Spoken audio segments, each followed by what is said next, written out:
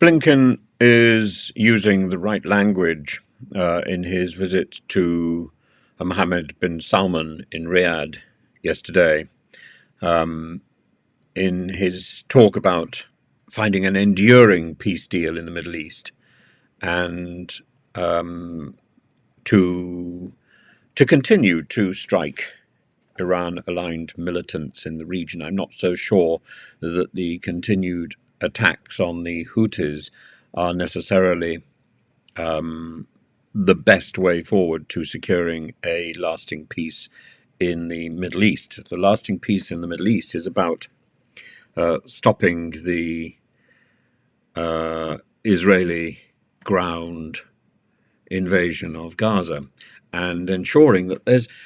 So the moment the Israeli ground invasion of Gaza is stopped, let's imagine that stops in a week, and let's imagine it stops in a month. What is in place to rebuild Gaza? And what community is there to develop that rebuilding plan? To what extent has the US and other countries engaged with the Palestinians to help the rebuild process? To what extent have other countries engaged with Israel to help the rebuilding process? It's not enough simply to stop the war. The international community has to think about the peace in exactly the same way. It's not enough to be promoting Brexit. People have to think about what Brexit means and how Brexit will be implemented. It's not enough to think about stopping the invasion of Ukraine.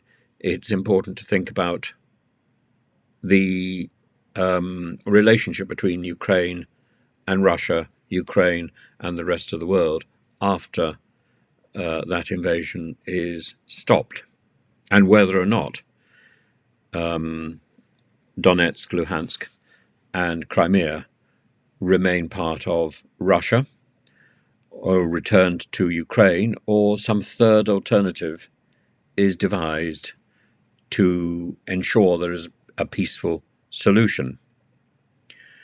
The US is looking for a continuation of the normalization of diplomatic relations between Saudi Arabia and Israel is an important part to ensuring a permanent end to the Israeli-Palestinian crisis. I think that's exactly the right way forward. And indeed, one of the extraordinary developments immediately before the Hamas terror attack was the flagging up of better diplomatic ties between Saudi Arabia and Israel. And it's good to see that has not been completely skewed by the ground invasion of Netanyahu. It's good to see that the Arab nations are looking beyond the Netanyahu premiership, because that will end. And I think that might well signal the end of the right-wing stranglehold on Israeli politics. That would be a good thing.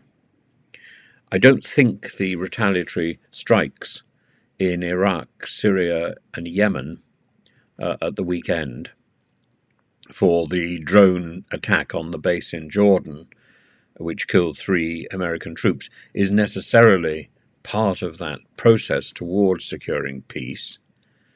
I